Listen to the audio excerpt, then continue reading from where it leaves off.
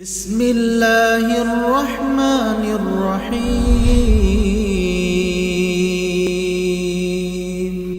اللهم صل على محمد وعلى آل محمد كما صليت على إبراهيم وعلى آل إبراهيم إنك حميد مجيد اللهم بارك على محمد وعلى آل محمد كما باركت على إبراهيم وعلى آل إبراهيم إنك حميد مجيد سبحانك لا علم لنا إلا ما علمتنا إنك أنت العليم الحكيم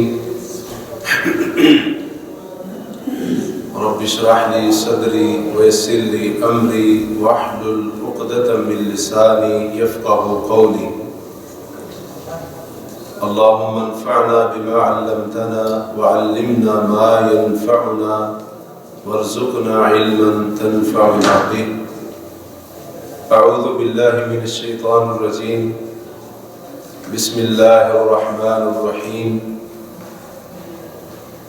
يا أيها الناس إنا خلقناكم من ذكر وأنثى وجعلناكم شعوبا وقبائل لتعارفوا إن أكرمكم عند الله أتقاكم إن الله عليم خبير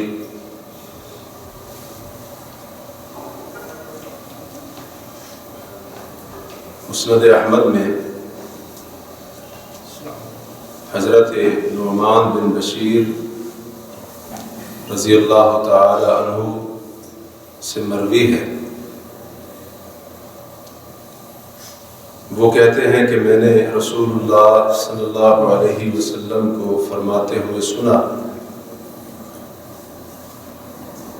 کہ انسان کے جسم میں گوشت کا ایک ایسا ٹکڑا ہے، اگر وہ صحیح ہو اور سلامت ہو تو بندے کا پورا جسم صحیح سلامت رہتا ہے، اور اگر وہ گوشت کا ٹکڑا بیمار ہو جائے، اس کے اندر خرابی پیدا ہو جائے تو انسان کا پورا بدن بیمار ہو جاتا ہے، بیماری کے اندر مبتلا ہو جاتا ہے۔ اور پھر آپ نے خود وضاحت فرمائی الا وہی القلب، کہ گوشت کا وہ ٹکڑا انسان کا دل ہے۔ اس حدیث سے معلوم ہوا کہ انسان کا دل بھی بیمار ہوتا ہے، اور انسانی دل کو انواع و اقسام کی متعدد بیماریاں لاحق ہوتی ہیں۔ دل کی بیماریوں کی فہرست بڑی لمبی ہے، انہی میں سے ایک بڑی خطرناک اور مہلک بیماری تعصب بھی ہے، اور یہ ایک ایسا دیمک ہے جو انسان کو اندر ہی اندر سے کھوکھلا کر کے رکھ دیتا ہے۔ تعصب کسے کہتے ہیں؟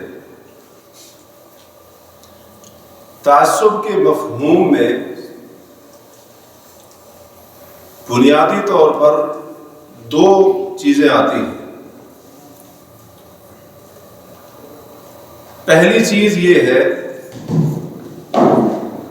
کہ کسی کی بے جا حمایت اور طرفداری کرنا۔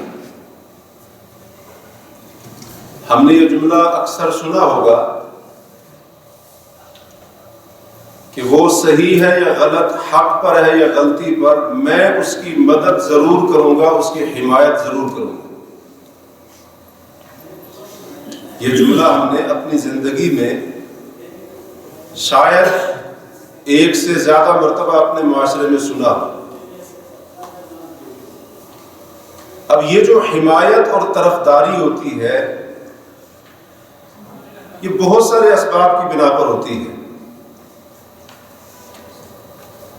وہ حمایت اور طرفداری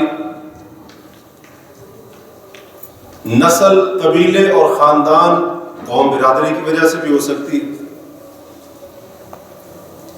کہ بندہ کسی کی طرفداری محض اس لیے کرے کہ وہ میری قوم کا فرد ہے، اس کا اور میرا قبیلہ ایک ہے، ہم دونوں کا خاندان ایک ہے، ہماری نسل ایک ہے، اور یہ بے جا حمایت اور طرفداری ملکی اور علاقائی سطح پر بھی ہو سکتی ہے۔ ایک بندہ دوسرے کی طرفداری صرف اس لیے کرے کہ میرے ملک کا ہے، میرے علاقے کا ہے، زبان کی وجہ سے بھی ہو سکتی ہے، میری زبان بولنے والا ہے۔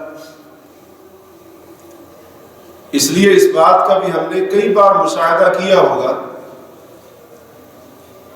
کہ بعض لوگ اختلاف کے وقت حمایت اور طرفداری اسی کی کریں گے جو ان کی زبان بولنے والا ہے اور جو ان کے ملک کا رہنے والا ہے اور ان کے علاقے والا ہے۔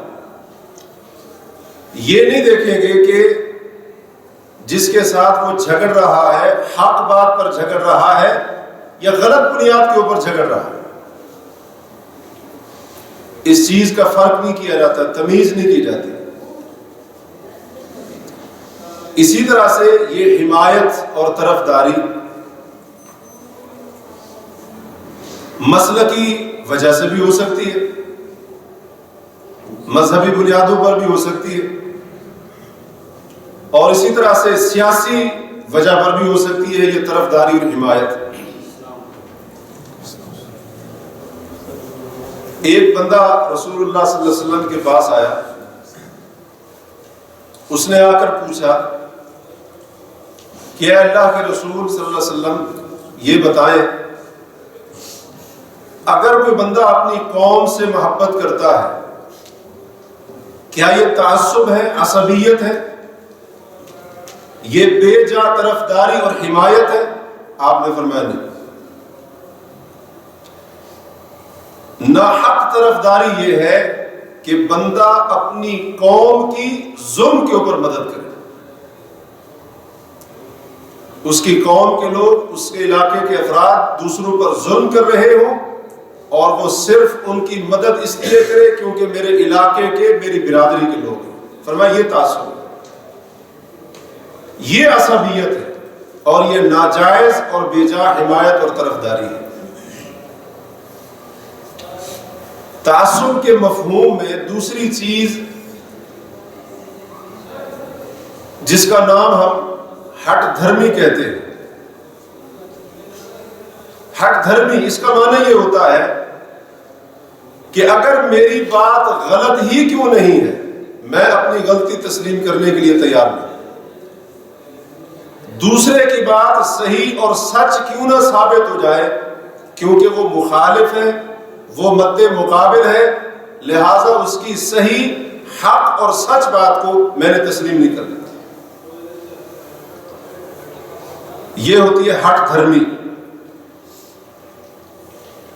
تو یہ تعصب کا مفہوم ہے کہ انسان یا تو نسل، علاقے، قبیلے، زبان، رنگ، مذہب، سیاست، مسلک، ان کی وجہ سے کسی کی ناحق طرفداری کرے، یا پھر وہ غلطی کے اوپر ہو یا دوسرا حق کے اوپر ہو وہ اپنی ضد کے اوپر اڑا رہے،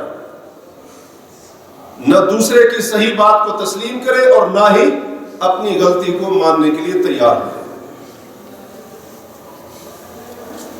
اسلام نے اس چیز کی بڑی مذمت کی ہے۔ تعصب، عصبیت، چاہے وہ بے جا حمایت اور طرفداری کی شکل میں ہو، اسلام نے اس کی جڑوں کو کاٹا ہے، اور چاہے وہ ہٹ دھرمی کی صورت میں ہو، اسلام نے تب بھی اس کی مذمت کی ہے، کیونکہ اسلام میں فضیلت اور برتری کا معیار تقوی اور عمل صالح ہے۔ اللہ تعالی کے ہاں فضیلت کا معیار، بہتری اور مقام اور درجے کا معیار یہ نہیں ہے کہ اگر فلاں علاقے سے بندہ ہوگا وہ اللہ کے افضل ہوگا، فلاں زبان بولنے والا ہے وہ بہتر ہوگا، فلاں رنگ کا فلاں نسل کا ہے وہ افضل ہوگا۔ اللہ تعالیٰ کا یہ معیار نہیں ہے۔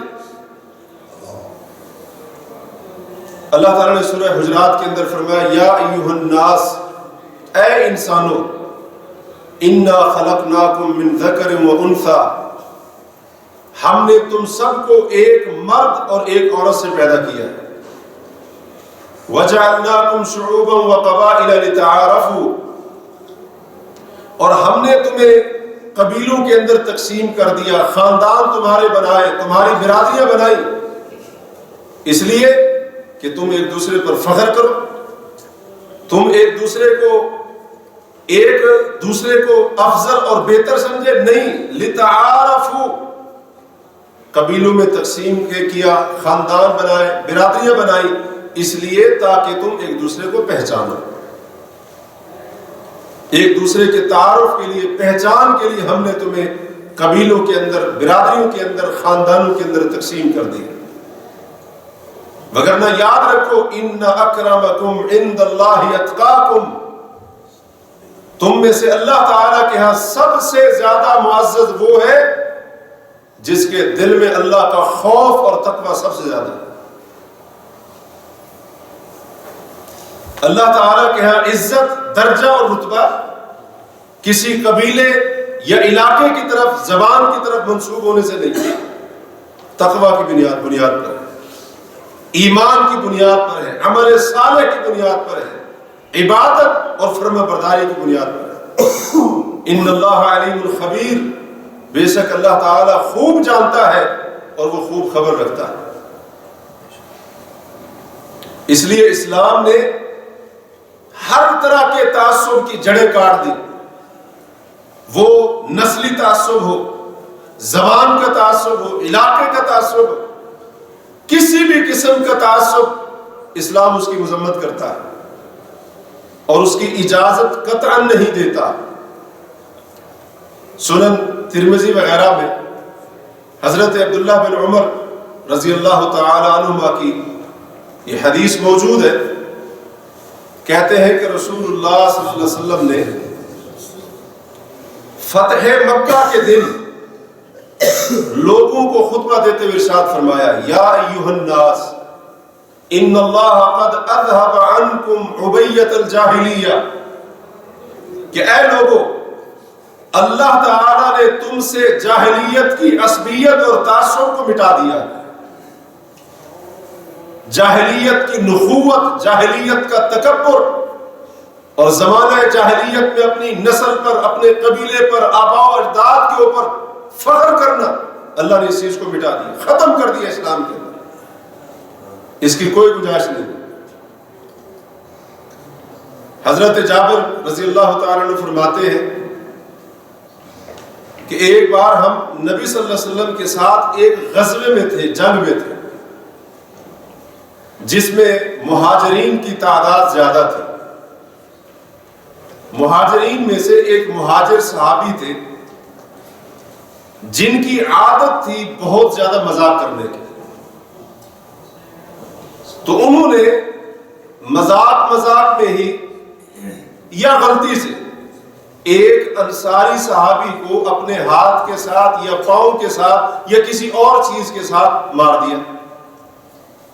اب جیسے ہوتا ہے بندہ مذاق کرتے کرتے اس سے ہاتھ لگ جاتا ہے یا پاؤں لگ جاتا ہے یا کوئی اور چیز تھی ہاتھ میں وہ لگ گئی یا غلطی سے لگ گئی، تو وہ انصاری صحابی بہت زیادہ ناراض ہوئے، شدید غضبناک ہوئے، اور پھر انہوں نے اپنے ساتھیوں کو آواز دی یا للانصار، اے انصاریوں میری مدد کو پہنچو۔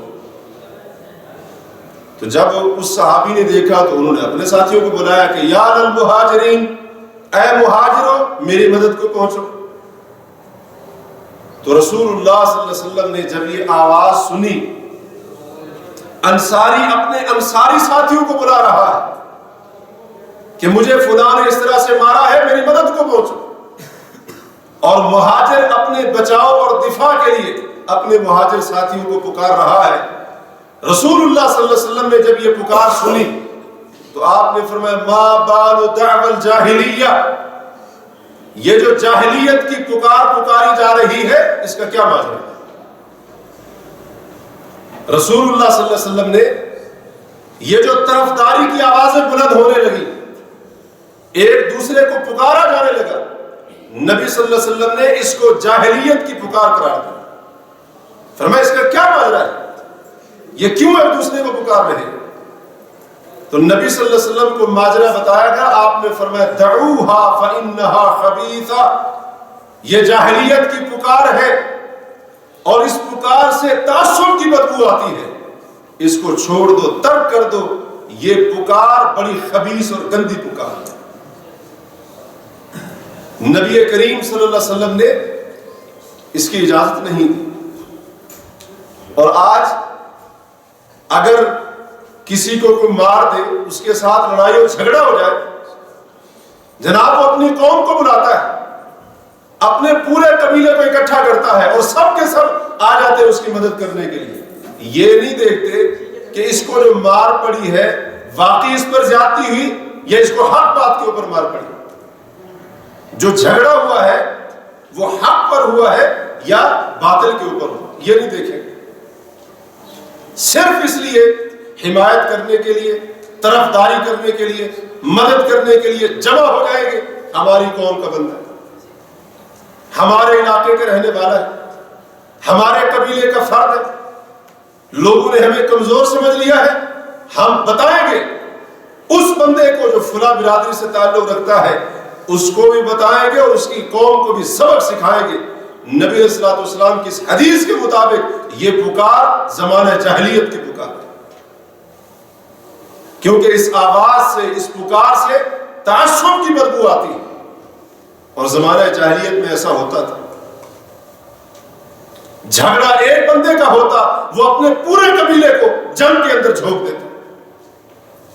اختلاف دو بندوں کا ہوتا اور ان دو بندوں کے ذاتی اختلاف کی وجہ سے بعض دفعہ کئی کی نسلیں اپنے آپ کو کاٹتی اور مرتی مر جاتی۔ اس لیے اسلام نے تعصب اس کی مذمت کی، اس کی جڑوں کو کاٹا ہے، خاتمہ کیا اس کا مطلب کہ مسلمانوں کے اندر یہ چیز نہ رہے۔ اور اسی طرح سے رسول اللہ صلی اللہ علیہ وسلم نے فرمایا کہ جو بندہ کسی نامعلوم جھنڈے کے نیچے لڑائی کرتا ہے، نامعلوم جھنڈے سے مراد یہ ہے کہ پتہ نہیں اس جھنڈے کو اٹھانے والے حق پر لڑ رہے ہیں، باطل پر لڑ رہے ہیں، وہ صرف ان کی حمایت میں ان کے ساتھ لڑائی میں شریک ہو جاتا ہے، کیونکہ میری قوم کے لوگ ہیں، میرے قبیلے کے لوگ ہیں، میرے جاننے والے ہیں اور میرا ان کے ساتھ تعلق ہے، یہ فرق کیے بغیر کہ وہ حق بات پر لڑ رہے ہیں یا باطل کے اوپر لڑ رہے ہیں، فرمایا وہ نامعلوم جھنڈے کے نیچے جس کا کوئی مقصد معلوم نہیں، واضح مقصد نہیں، اس کے نیچے جا کر اس نے دوسری قوم کے ساتھ، مد مقابل کے ساتھ، مخالفین کے ساتھ لڑائی کرنی شروع کر دی۔ اور پھر فرمایا کہ وہ تعصب کی وجہ سے غضبناک بھی ہوتا ہے، تعصب کی وجہ سے اپنی قوم کی، قبیلے کی مدد کرتا ہے، حالانکہ اس کی قوم، اس کا قبیلہ اور اسی طرح سے اس کے علاقے کے لوگ وہ باطل کے اوپر ہوتے ہیں، ظلم کر رہے ہوتے ہیں، لیکن اپنی قوم اور علاقے کے تعصب میں آ کر وہ ان کی مدد کرتا ہے۔ تو فرمایا اگر اسی حالت میں مارا گیا فلیس من امتی، میری امت میں سے نہیں ہوگا، ایسے بندے کا میری امت کے ساتھ کوئی تعلق نہیں۔ جو تعصب کی بنا پر لڑتا ہوا مارا گیا، اس کی جان چلی۔ کیا ہے؟ برادری کا ساتھ دینے کے لیے، علاقے کے لوگوں کی سپورٹ کرنے کے لیے، حمایت کے لیے کھڑا ہو، حالانکہ وہ جھوٹے تھے، وہ ظالم تھے، غلطی ان کی تھی، لیکن پھر بھی وہ کھڑا ہو گیا۔ تعصب کی بنا پر اس کو غصہ بھی آیا، تعصب نے اسے ان کی مدد کے اوپر ابھارا اور اسی حالت میں قتل ہو گیا۔ فرمایا میری امت میں سے نہیں۔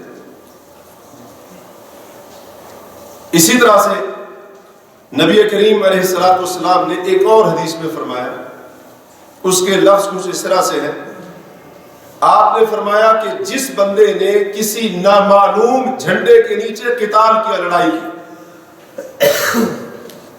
تعصب کی بنا پر وہ غصے میں آیا، تعصب کی بنا پر اس نے لوگوں کی مدد کی اور اس نے لوگوں کو تعصب کی دعوت دی، عصبیت کی طرف لوگوں کو بلایا، پکارا، فرمایا فمات، اگر اسی حالت میں مر جاتا ہے، فمیتۃ جاہلیہ، اس کی موت اسلام پر نہیں جاہلیت کے اوپر ہو، اس کی موت جاہلیت کے اوپر ہو۔ اور صرف یہی نہیں بلکہ اسلام تو تعصب کے اوپر، عصبیت کے اوپر کہ بے جا حمایت اور اسی طرح سے بے جا جو ہے نا طرفداری، اس کے اوپر اگر بندہ صرف تعاون بھی کرے، مدد بھی کرے، اسلام اس کو بھی حرام قرار دیتا ہے، اس کو بھی ناجائز قرار دیتا ہے۔ پتہ ہے کہ فلاں بندہ دوسرے کے ساتھ ناحق لڑ رہا ہے، لیکن صرف اس لیے ساتھ دے دیا کہ ایک ساتھ کام کرنے والا ہے، ایک ہی زبان بولنے والا ہے، ایک ہی علاقے کا ہے، ایک ہی ملک کا ہے، حالانکہ معلوم ہے کہ وہ غلط ہے اور غلط بات کے اوپر جھگڑا کر رہا ہے، تو اسلام اس کا تعاون کرنے کی، مدد کرنے کی بھی اجازت نہیں دیتا، اور اس کے اوپر بڑی سخت وعید ہے۔ رسول اللہ صلی اللہ علیہ وسلم نے فرمایا کہ جس بندے نے اپنی قوم کی کسی ایسے جھگڑے کے اوپر مدد کی جو جھگڑا ظلم اور زیادتی کے اوپر مبنی تھا، فرمایا لم یزل فی سخط اللہ، وہ اپنی قوم کے اس جھگڑے میں مدد کرنے والا جس میں اس کی قوم کے لوگ، اس کے قبیلے کے افراد غلطی کے اوپر تھے، ظلم کرنے والے تھے، قصور ان کا تھا، فرمایا اس وقت تک اللہ کے غضب میں رہتا ہے حتی ینزع، جب تک اپنی اس غلطی سے باز نہ آ جائے۔ وہ اللہ کے غضب کو دعوت دے رہا ہے، اللہ کے غضب کے اندر رہتا ہے، اور اللہ کا غضب اس وقت تک اس کے اوپر اترتا رہتا ہے جب تک اپنی اس غلطی سے پیچھے نہ ہٹ جائے اور سچی توبہ نہ کرے۔ اور ایک اور حدیث کے اندر آتا ہے، رسول اللہ صلی اللہ علیہ وسلم نے فرمایا جس بندے نے باطل اور ناحق معاملے میں کسی کی مدد کی تاکہ اپنے باطل کے ذریعے حق کو دور کر دے اور اسی طرح سے حق کو مغلوب کر دے، فرمایا فقد برئت منہ ذمۃ اللہ و ذمۃ رسول، اس سے اللہ کا ذمہ بھی بری ہو چکا ہے، اس سے رسول اللہ کا ذمہ بھی بری ہو چکا ہے صلی اللہ علیہ وسلم۔ تو اسلام نے تعصب اور عصبیت اس کی تمام جڑوں کو کاٹ کر رکھ دیا ہے۔ عصبیت کی، تعصب کی اسلام کے اندر کوئی گنجائش نہیں۔ ایک مسلمان متعصب ہو اور اس کے اندر تعصب ہو، عصبیت کا مادہ اس کے اندر پایا جائے، یہ مسلمان کا شیوہ نہیں، یہ مسلمان کا طریقہ نہیں۔ اب جب اسلام نے تعصب کی اس قدر مذمت کی ہے تو ظاہر سی بات ہے تعصب کے اندر کسی قسم کی خیر اور بھلائی نہیں ہو سکتی، کوئی بھلائی نہیں ہو سکتی، بلکہ یہ تعصب شر ہی شر ہے، نقصان ہی نقصان ہے۔ اس لیے علماء نے اس کے بہت سارے نقصانات ذکر کیے ہیں۔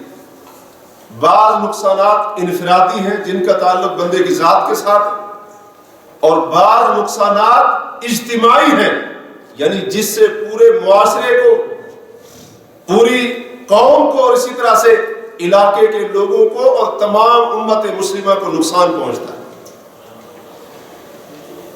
مثال کے طور پر تعصب، عصبیت، یہ بے جا طرفداری، ہٹ دھرمی، اس کا ایک نقصان یہ بھی ہے کہ یہ تعصب بہت بڑا فتنہ ہے، اور بذات خود تو فتنہ ہے، اسے بہت سارے فتنوں کا اس کی وجہ سے دروازہ کھلتا ہے۔ امام ابن ماجہ رحمہ اللہ نے اپنی سنن میں کتاب الفتن میں ایک باب قائم کیا ہے، باب العصبیہ، تعصب کا بیان، عصبیت کا بیان، جس کا مطلب یہ ہے امام صاحب بتانا چاہتے ہیں تعصب، عصبیت اور بے جا طرفداری، حمایت، ہٹ دھرمی، یہ بھی ایک بہت بڑا فتنہ ہے۔ اور آج اس فتنے کے اندر ہم لوگ مبتلا ہیں، سوائے اس کے جس پر اللہ کا خصوصی کرم۔ ہٹ دھرمی ہمارے اندر، اپنی غلطی ہم نہیں مانیں گے، اور دوسرا بندہ جو ہمارا مخالف ہے وہ حق پر کیوں نہ ہو، ہم اس کی صحیح بات کو تسلیم نہیں کریں۔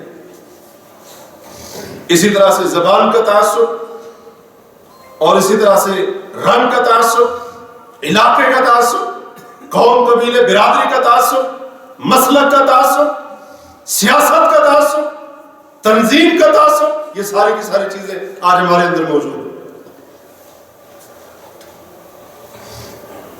تو یہ فتنہ ہے بہت بڑا، جس کے اندر آج مسلمانوں کی اکثریت مبتلا ہے۔ اس کے بعد تعصب کی وجہ سے بندے کے اندر تکبر پیدا ہوتا ہے، اور تکبر دو چیزوں کے نام ہے۔ نمبر ایک، حق کو ٹھکرا دینا، اور نمبر دو، لوگوں کو حقیر سمجھنا، اپنے سے کم تر سمجھنا۔ حق کو ٹھکرا دینا، تعصب کی وجہ سے حق کو ٹھکرا دیا جاتا ہے۔ دوسرے کے ساتھ حق کیوں نہ ہو، لیکن کیونکہ وہ فلاں علاقے کا ہے، جی فلاں جو ہے نا وہ مسلک کا ہے، فلاں زبان بولتا ہے، اس کا تو رنگ ہی کالا ہے، اس کا تو قبیلہ فلاں ہے، وہ تو کم تر برادری سے تعلق رکھتا ہے، اچھا اس کی بات اب مان لیں۔ یہ تکبر ہے، اور اسی تعصب کی وجہ سے گزشتہ انبیاء جو آئے، انہوں نے اپنی اپنی قوم کو دعوت دی، تو قوم کے جو حسب و نسب والے لوگ تھے، سردار اور بادشاہ قسم کے لوگ تھے، انہوں نے انبیاء کی دعوت کو قبول نہیں کیا۔ یہی تعصب تھا۔ اسی عصبیت کی وجہ سے انہوں نے رسولوں کی دعوت کو ٹھکرا دیا، حق کو قبول نہیں کیا۔ اور نبی کریم صلی اللہ علیہ وسلم نے جب مکہ کے لوگوں کو، خاص طور پر مکہ کے سرداروں کو، لا الہ الا اللہ کی دعوت دی، اور اسی طرح سے اپنی نبوت اور رسالت کی طرف ان کو بلایا، تو مکہ کے سرداروں نے، قریش کے سرداروں نے کہا تھا کہ اگر یہ قرآن نازل ہونا بھی تھا تو مکہ اور طائف کی دو بڑی بستیوں میں سے کسی عظیم شخص پر کیوں نازل نہیں؟ ان کے کہنے کا مقصد یہ تھا کہ نعوذ باللہ من ذالک، قرآن نازل کرنے کے لیے اللہ تبارک و تعالیٰ کو مکہ اور طائف میں سے صرف محمد ہی نظر آیا، نعوذ باللہ من ذالک۔ بڑے بڑے سردار قسم کے لوگ موجود تھے، بڑے بڑے اعلیٰ قسم کے لوگ موجود تھے۔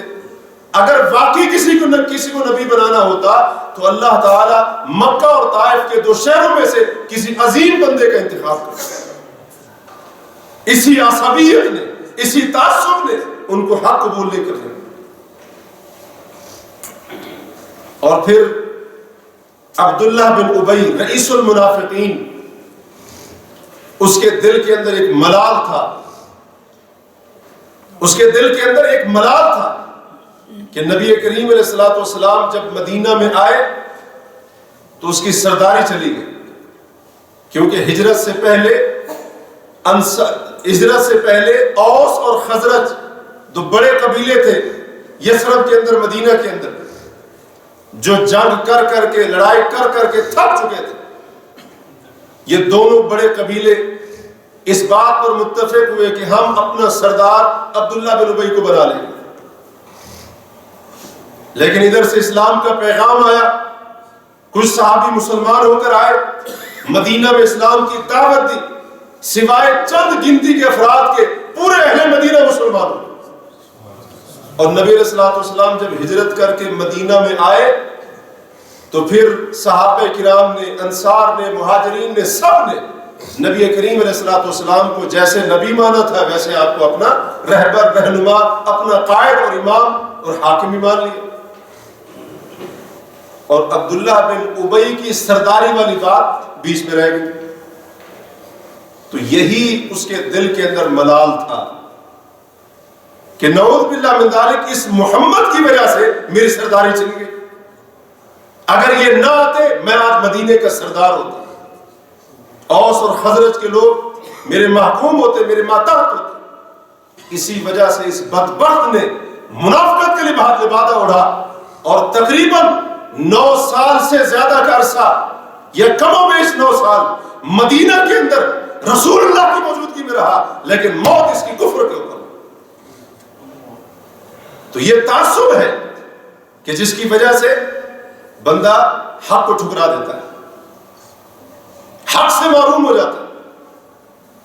وہی بات ہے، کہتے ہیں اس کی بات مانے، اس کو تو کوئی پوچھتا ہی نہیں ہے، اس کو تو کوئی جانتا ہی نہیں ہے، اب اس کی بات کو ہم مان لیں، حالانکہ اگرچہ وہ حق کے اوپر کیوں نہ. یہ ہم نے تقسیم کر رکھی ہے، فلاں علاقے کا ہوگا ہم اس کی بات کو مانیں، فلاں زبان بولنے والا ہوگا ہم اس کی بات کو مانیں، یہ ہوگا تو ہم یہ کریں. تو اس سے تکبر پیدا ہوتا ہے، بندہ حق کو ٹھکرا دیتا ہے اور پھر لوگوں کو بھی حقیر سمجھتا ہے. اسی طرح سے تعصب کے اور بھی بہت زیادہ نقصانات ہیں. اگر ہم ان کی فہرست لے کر بیٹھ جائیں تو بات یقیناً بڑی لمبی ہو جائے گی. تعصب کا ایک نقصان بندے کو یہ بھی ہوتا ہے، صرف بندے کو نہیں ہوتا بلکہ اجتماعی طور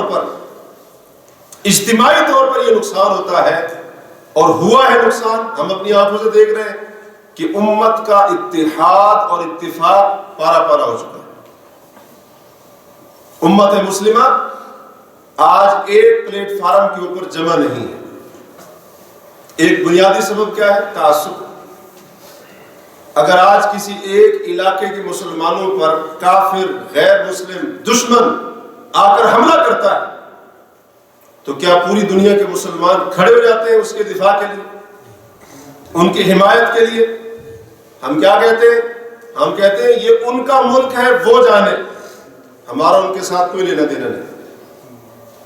وہ تو فلاں زبان بولنے والے، وہ تو فلاں ملک کے رہنے والے، وہ تو فلاں علاقے کے رہنے والے. تو یہ جو ہم نے آج تعصب کی دیواریں کھڑی کر لی ہے اور تعصب کا دیمک جو ہمارے اندر ہی اندر کو کھوکھلا کر چکا ہے، اس کا نتیجہ یہ نکلا کہ آج مسلمانوں کے اندر اتفاق اور اتحاد نہیں. اتفاق اور اتحاد ختم ہو گئے، وہ فضا نہ رہی.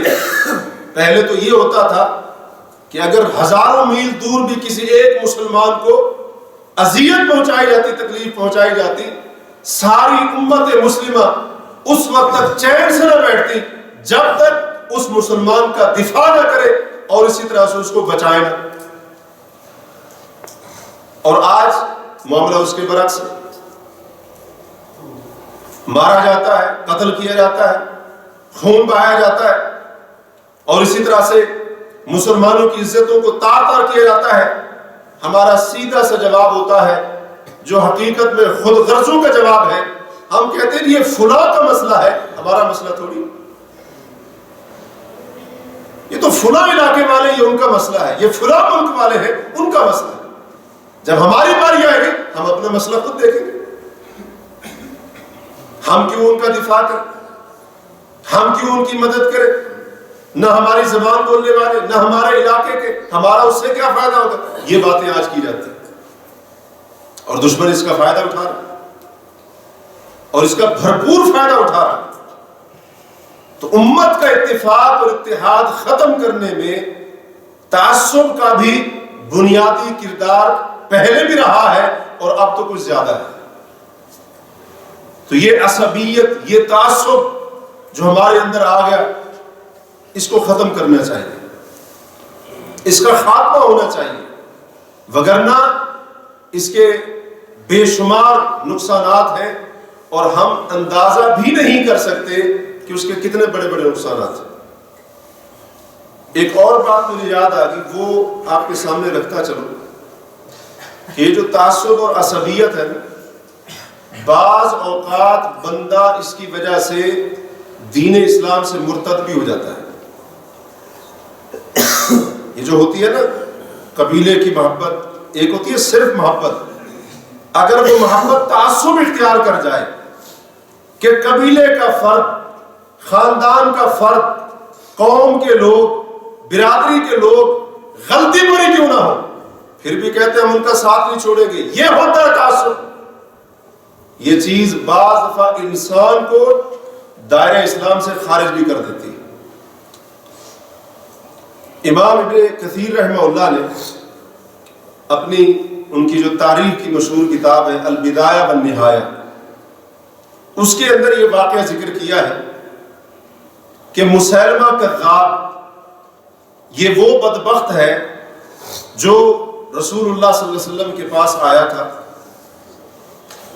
اور نبی صلی اللہ علیہ وسلم نے اس کو کہا تھا کہ مسلمان ہو جائے، اور اس نے بھی کہا تھا میں مسلمان ہوتا ہوں، لیکن ایک شرط لگائی تھی، کہا کہ آپ مجھے اپنی نبوت اور رسالت میں اپنا شریک اور پارٹنر بنا دیں، اپنا حصے دار بنا دیں، میں مسلمان ہو جاؤں۔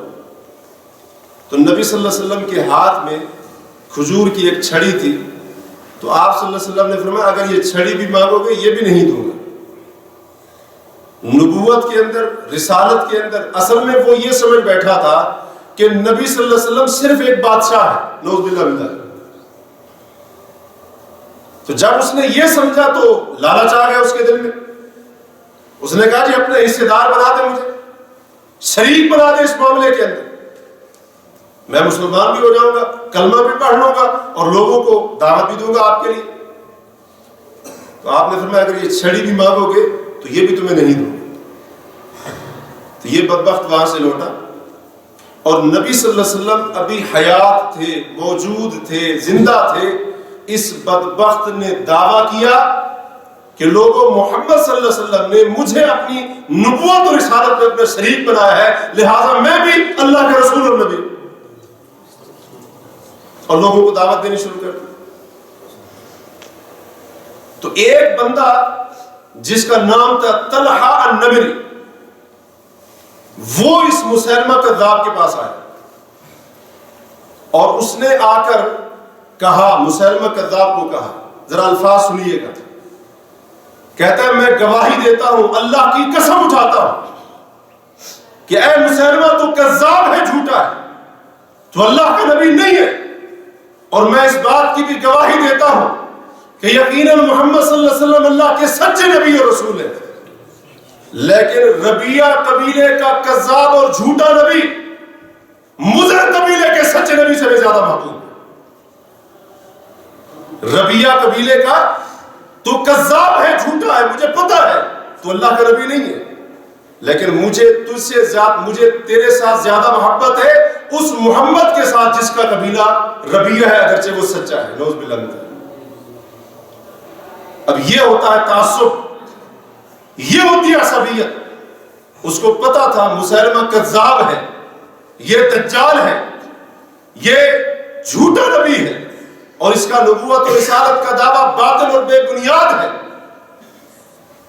لیکن اس کے باوجود اس نے کیا کہا، مجھے تجھ سے زیادہ محبت ہے کیونکہ تم میرے قبیلے کا ہے، تو ہمارے قبیلے کا ہے، اگرچہ جھوٹا ہے لیکن تیرے ساتھ زیادہ محبت ہے کیونکہ محمد اگرچہ سچا ہے وہ دوسرے قبیلے کا ہے، نعوذ باللہ۔ تو ایسے معاملات بھی ہو جاتے ہیں اس تعصب اور عصبیت کی وجہ سے۔ لوگ اپنے ایمان سے ہاتھ دھو بیٹھے، لوگ اپنے دین سے ہاتھ دھو بیٹھے، اور لوگ اسلام سے بھی مرتد ہو گئے۔ تو جیسا کہ میں عرض کر رہا تھا، اگر اس کے دیگر نقصانات کو بھی ذکر کرنے لگ جائیں تو وقت اس کی اجازت نہیں دیتا۔ آخر میں ایک اہم چیز جس کی طرف توجہ دلانا چاہوں گا وہ یہ کہ جیسا کہ ہم نے سنا کہ تعصب کی بہت ساری اقسام ہیں، بہت ساری صورتیں ہیں جو ہمارے معاشرے کے اندر موجود ہیں، تو انہی میں سے ایک تعصب کی، عصبیت کی ایک صورت جو یوں کہہ لیجئے کہ اب زیادہ عام ہو چکی ہے اور لوگ اس کے اندر کچھ زیادہ ہی مبتلا ہوتے جا رہے ہیں، وہ یہ ہے کہ سیاسی عصبیت، سیاسی تعصب۔ ایک بندے کا تعلق ایک سیاسی جماعت کے ساتھ، دوسرے کا تعلق دوسری سیاسی جماعت کے ساتھ، اب جناب سیاسی جماعت جس کے ساتھ وابستہ ہے ایسا اس کے بارے میں تعصب کا، عصبیت کا شکار ہے کہ اس سیاسی جماعت کے افراد، اس کے لیڈر، اس کے کارکن، اس کے قائدین اگرچہ باطل پر کیوں نہ ہو، اگرچہ غلطی پر کیوں نہ ہو، پھر بھی جناب ڈٹے ہوئے ان کے ساتھ، غلط ماننے کے لیے تیار ہی نہیں ہے، غلطی تسلیم کرنے کے لیے تیار ہی نہیں ہے۔ اور مخالف سیاسی جماعت کے ساتھ جس کا تعلق ہے وہ اگرچہ صحیح کیوں نہ ہو، جی وہ اگرچہ حق پر کیوں نہ ہو، اس کی کسی بات کو صحیح نہیں تسلیم کرنا۔ اور یہ چیز بڑی خطرناک حد تک آج مسلمانوں کے اندر پھیلتی جا رہی ہے، بلکہ پھیل چکی ہے۔ سیاسی تنظیمیں، سیاسی جماعتیں، لوگ وابستہ ہیں، اختلاف ہے، آپس میں جھگڑے۔ آپ حیران ہوں گے، ایک ہی چھت کے نیچے رہنے والے، ایک ہی گھر کے رہنے والے افراد کے اندر آپس کا جھگڑا ہوتا ہے۔ گھر کے کچھ افراد وہ کسی اور سیاسی جماعت سے وابستہ ہے اور کچھ افراد کا تعلق ان کے مخالف کسی اور سیاسی جماعت کے ساتھ۔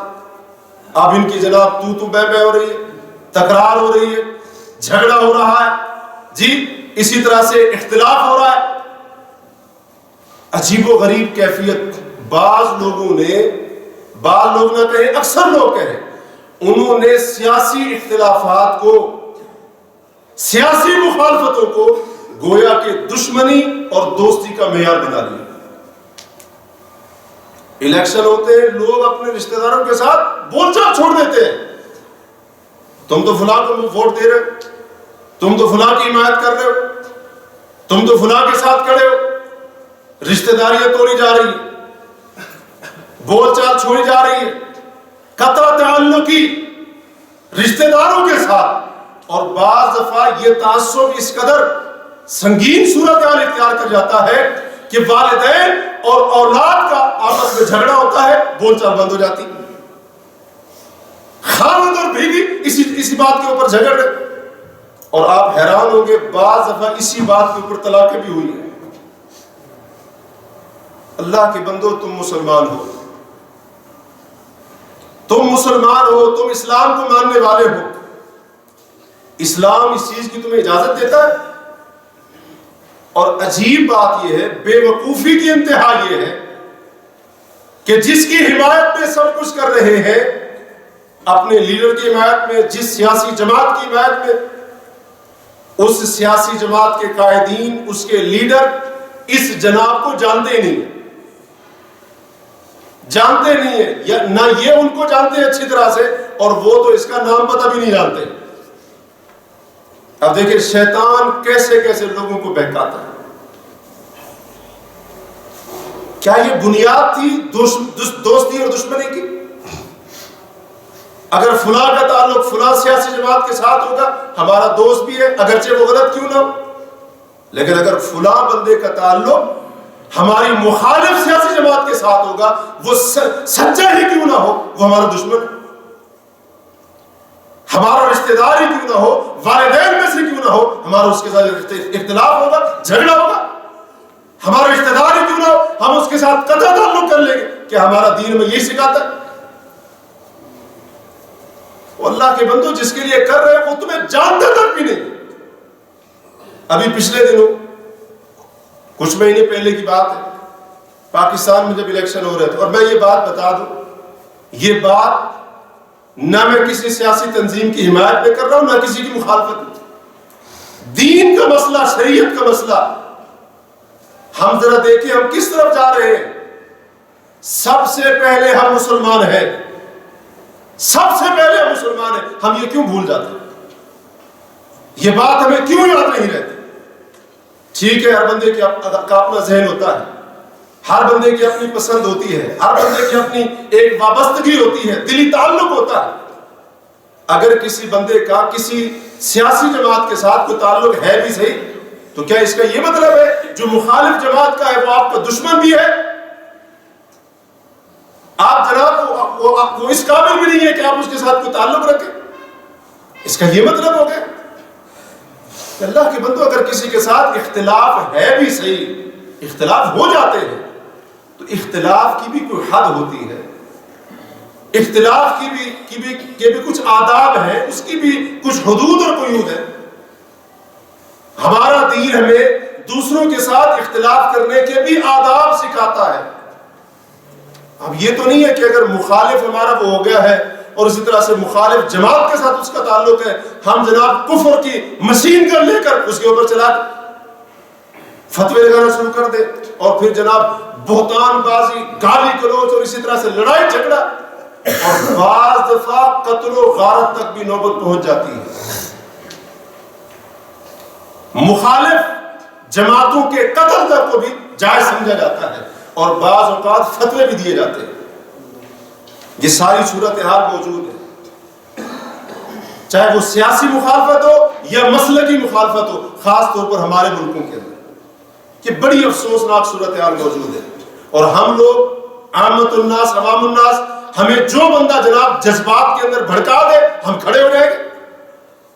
ہم یہ نہیں دیکھیں کہ ہمارا دین کیا کہتا ہے، اسلام کیا کہتا ہے، یہ جو ہم کرنے جا رہے ہیں یہ صحیح بھی ہے یا غلط ہے، دین اس کی اجازت دیتا یا نہیں دیتا۔ بس ہمارے سیاسی قائد نے کہہ دیا، ہمارے مذہبی لیڈر نے کہہ دیا، ہم اس کی ہر بات کو اس کے اوپر عمل کریں گے، وہ صحیح ہو یا غلط ہو، حق پر ہو یا غلطی کے اوپر۔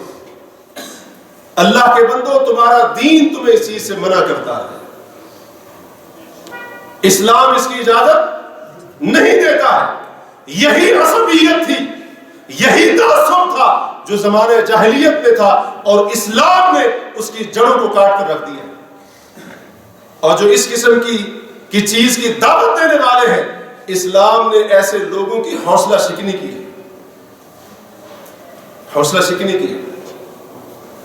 تو اب جناب اس قدر خطرناک صورتحال ہو گئی، دوستی دشمنی کے معیار بھی اسی کے اوپر، جھگڑا بھی، گالی گلوچ بھی، بہتان بازیاں بھی، بہتان تراشیاں بھی، جی یہ سارا کچھ چل رہا ہے۔ اور جیسے میں نے آپ کو بتایا، بعض اوقات مخالف سیاسی یا مذہبی جماعت کے افراد کو، متعلق افراد، ان کے قتل کو حلال سمجھا جاتا ہے، حالانکہ وہ مسلمان ہے، کلمہ پڑھنے والے۔ تو میں بات کر رہا تھا کچھ مہینے پہلے جب ہمارے ملک پاکستان میں الیکشن ہو رہے تھے، تو یہی کی بات ہے، ایک جگہ میں گیا درس کرنے کے لیے، تو ایک ہی جگہ پر رہنے والے لوگ دو گروہوں کے اندر تقسیم ہے، اور عجیب و غریب صورتحال تھی، عجیب و غریب کیفیت، لال پیلے اور ایک دوسرے کے اوپر، کچھ کا تعلق فلاں پارٹی کے ساتھ ہے، کچھ کا تعلق فلاں پارٹی کے ساتھ ہے۔ اب جناب باتیں ہو رہی ہیں، مناظرہ بازی ہو رہی ہے، اور اسی طرح سے دلائل دیے رہے ہیں، ہم صحیح ہے تم غلط ہو، وہ کہا تم غلط ہو ہم صحیح ہے۔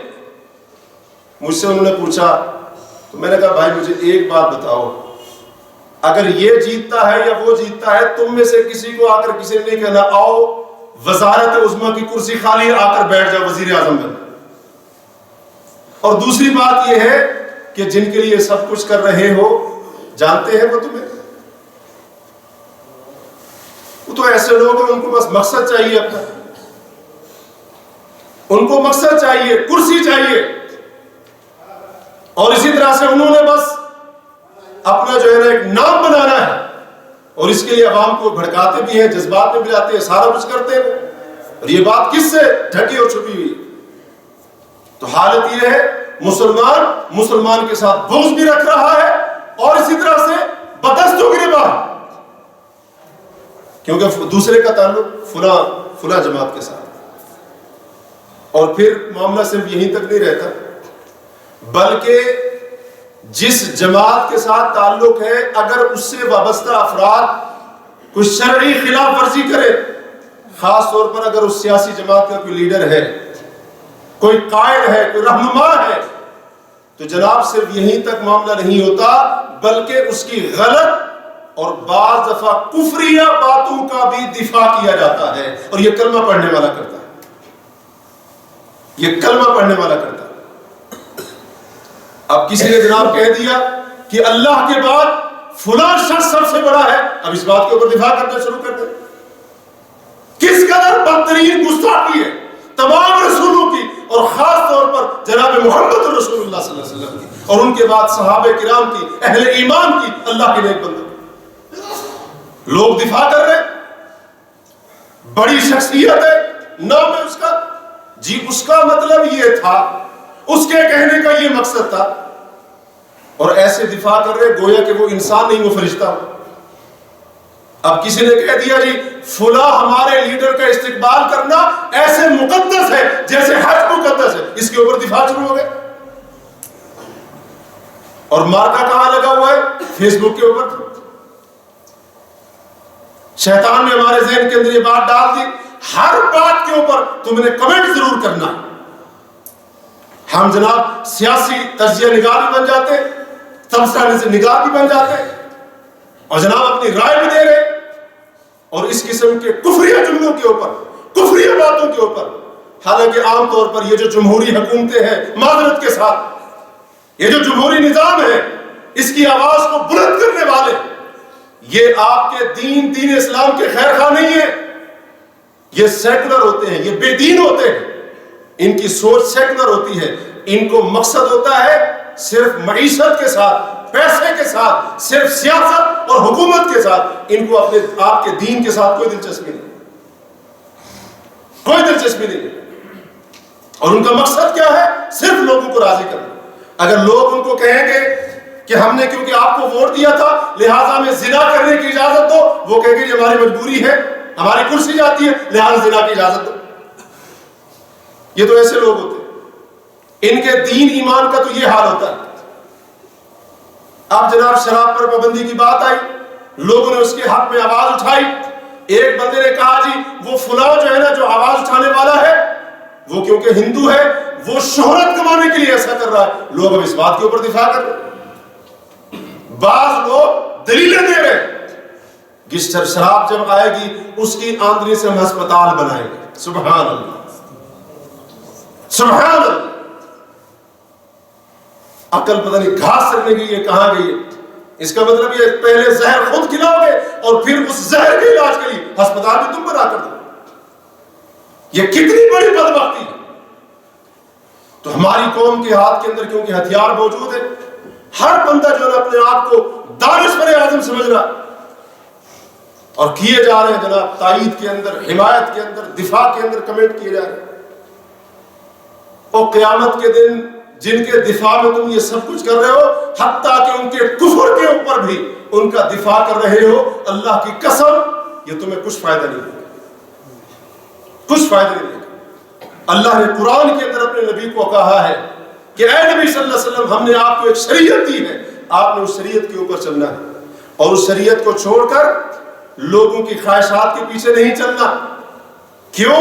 فرما انہم لن یغنوا عنک من اللہ شیئا، اگر آپ نے اللہ کی اتاری ہوئی شریعت کو چھوڑ کر ان خواہش پرستوں کے نقش قدم پر چلنا شروع کر دیا تو یہ لوگ قیامت کے دن اللہ کے ہاں آپ کو بھی کوئی فائدہ نہیں پہنچا سکتے۔ جن کی تائید میں ہم یہ سب کچھ کرتے ہیں، کیا قیامت کے دن چھڑائیں گے نہیں؟ جی چھڑائیں گے، بچائیں گے، یہ ذمہ داری لیں گے کیونکہ انہوں نے ہماری محبت کے اندر کیا تھا، لہٰذا یا اللہ ان کے فلاں فلاں گناہ ہمارے کھاتے کے اندر ڈال۔ کریں گے ایسے؟ کیوں اپنی آخرت کو برباد کر رہے ہیں؟ وہ تو اپنی دنیا سنوارنے کے لیے، اور ایسے ہمارے لیڈر ہیں، ایسے ہمارے حکمران ہیں، اللہ کی قسم اسلام کی الف بے تک بھی نہیں جانتے ہیں، اس لیے کفریہ جملے بول جاتے ہیں، ان کو پتہ بھی نہیں ہوتا کہ ہم نے کتنی بڑی کفریہ بات کی۔ اور لوگوں کا حال دیکھے، اللہ کی گستاخی ہو جائے، رسول اللہ کی گستاخی ہو جائے، قرآن کی گستاخی ہو جائے، دفاع کے نہیں سوچیں گے۔ لیکن جس سیاسی جماعت کے ساتھ تعلق ہے، اگر جناب اس کے کسی بندے نے کوئی ایسی ویسی بات کر دی تو پھر ناجائز حمایت اور اسی طرح سے باطل طرفداری، اور پھر یہ تعصب آ جاتا ہے. اور آج اپنے سیاسی معذرت کے ساتھ یہ بات کرنی نہیں چاہیے، حقیقت بات یہ ہے آج اپنے سیاسی قائدین کی غلطیوں کے اوپر، بعض دفعہ ان کے کفریات کے اوپر بعض مسلمان خاص طور پر نوجوان طبقہ ان کا ایسے دفاع کرتا ہے جیسے دفاع ایک نبی کا کرنا چاہیے تھا. نعوذ باللہ من ذالک، نعوذ باللہ من ذالک. اور یہ حقیقت بنتی جا رہی ہے، میں کوئی مبالغے والی بات نہیں کر رہا. وہ اللہ کے بندو، آپ جن ہاتھوں کے ساتھ لکھ رہے ہیں، آپ کے ہاتھ قیامت کے دن بولیں گے. جو زبانیں ان کی ناجائز حمایت کے اندر تم استعمال کر رہے ہو، اگر کوئی غلط ہے تو وہ غلط، وہ ہماری جماعت کا ہو کسی اور جماعت کا ہو، وہ ہمارے مسلک کا ہو کسی اور مسلک کا ہو، ہماری زبان بولنے والا ہو یا کوئی اور زبان بولنے والا ہو، اس کا تعلق ہمارے قبیلے کے ساتھ یا کسی اور قوم کے ساتھ اس کا تعلق ہے. جو غلط ہے وہ غلط. یہ ہے عدل و انصاف کا تقاضا، یہ ہے اعتدال، یہ ہے توازن جو ہمیں ہمارا دین سکھاتا ہے. لیکن تعصب کا برا ہو، جب تعصب آتا ہے تو پھر اعتدال نہیں رہتا ہے، عدل و انصاف کا خون ہوتا ہے، توازن ختم ہو جاتا ہے. اپنی غلطیاں بھی نیکیاں نظر آتی ہیں اور دوسروں کی اچھائیاں بھی گناہ کبیرہ دکھائی دیتی ہیں. اور یہ حقیقت آج ایک حقیقت بن چکی ہے. تو جو زبانیں تم ان کے دفاع میں استعمال کر رہے ہو، ہاتھ تم جناب تحریریں لکھ رہے ہو، قلم چلا رہے ہو، قیامت کے دن یہ ہاتھ بولیں گے، زبانیں بولیں گے، تمہارے خلاف گواہی دیں گے. اور جن پاؤں کے اوپر، جن قدموں کے اوپر چل کر ان کی بے جات طرفداری کے لیے، ناجائز معاملے میں ان کی حمایت کرنے کے لیے تم چل کر جا رہے ہو، تمہارے پاؤں، تمہاری ٹانگیں، تمہارے قدم تمہارے خلاف بولیں گے. ان السمع والبصر والفؤاد كل اولئک کان عنہ مسئولا. بے شک کان، آنکھیں اور دل قیامت کے ان سب کے بارے میں سوال ہوگا. اللہ پوچھے گا، ہم سے سوال کرے گا. اور پھر قیامت کے دن ایسے لوگ کیا کہیں گے؟ انا اطعنا سادتنا وکبراءنا فاضلونا السبیل. اے اللہ، ہم نے تو اپنے سرداروں کی بات کو مان لیا تھا، ہم تو اپنے لیڈروں کے پیچھے تھے، جیسے وہ کرتے گئے ہم بھی ویسے کرتے گئے. ہم نے ان کے دیکھا دیکھی، ہم نے مکھی پر مکھی ماری، ہم نے ان کی اندھی تقلید کی تھی. انا اطعنا سادتنا وکبراءنا فاضلونا السبیل. اے اللہ، ہم نے تو اپنے سرداروں کی، ہم نے تو اپنے وڈیروں کی، ہم نے تو اپنے لیڈروں کی، قائدین کی، ہم نے ان کی اطاعت کی تھی، ہم نے اپنے بڑوں کی اطاعت کی تھی. فاضلونا السبیل، انہوں نے تو ہمیں راستے سے بھٹکا دیا تھا، سیدھے راستے سے گمراہ کر دیا تھا. یا اللہ، آج ہمارے جو سردار اور لیڈر ہیں ان کو دگنا عذاب دیا جائے. یا آج جو نعرے لگا رہے ہیں، چیخ چلا رہے ہیں، فیس بک کے اوپر کفریہ باتوں کے اوپر دفاع کر رہے ہیں، قیامت کے دن آج جن کے دفاع کے اندر جناب سب سے آگے ہیں، اتنا شاید نماز کا خیال نہ ہو جتنا اس کے کفر کے اوپر دفاع کر رہے ہیں، قیامت کے دن خود اعلان برات کریں گے. اور جن لیڈروں کے بارے میں یہ سب کچھ کر رہے ہیں نا، وہ بھی کہیں گے یا اللہ ہم ان سے بری ہیں، ہمیں کچھ نہیں پتا یہ کیا کرتے رہے تھے، ہمیں کچھ نہیں پتا کیا کرتے رہے تھے. دشمن بن جائیں گے ایک دوسرے کے. تو اس لیے اللہ کے بندو، اپنے دین کو پہچانو، اسلام کیا کہتا ہے اس کو پہچانو. تعصب، عصبیت، اس کو اپنے قریب بھی مت آنے دو. حق کو قبول کرو جہاں سے بھی وہ تمہیں مل جائے. اور اگر غلطی ہے، میرے اندر غلطی ہے، ہم میں سے کسی کے اندر غلطی ہے، یا ہمارے کسی چاہنے والے کے اندر غلطی ہے تو مطلب غلطی ہے. اگر وہ غلط ہے تو مطلب وہ غلط ہے. تو ہمیں غلطی کو تسلیم کرنا چاہیے. اور دوسروں کے اندر اگر کوئی اچھائی، خیر موجود ہے، اگرچہ وہ ہمارا مخالف کیوں نہ ہو، ہمارا نظریہ سوچ اس سے مخالف کیوں نہ ہو، اگر اس کی بات صحیح ہے تو اس کی بات صحیح ہے. یہ ہے عدل و انصاف، یہ ہے اعتدال، اور یہ ہے توازن جس کی ہمیں اسلام تعلیم دیتا ہے. اور اسلام ہر قسم کے تعصب کی مذمت کرتا ہے، سیاسی تعصب کی بھی، اور اس کے علاوہ تعصب کی جتنی بھی اقسام ہیں. عصبیت، تعصب کے لیے اسلام کے اندر کوئی جگہ نہیں ہے. اللہ تعالیٰ سے دعا ہے کہ اللہ تبارک و تعالیٰ ہمیں عدل و انصاف کے تقاضوں کو پورا کرنے کی توفیق عطا فرمائے. اللہ تعالیٰ ہمیں اعتدال کو، ہر معاملے میں اعتدال اور میانہ روی کو اختیار کرنے کی توفیق عطا فرمائے۔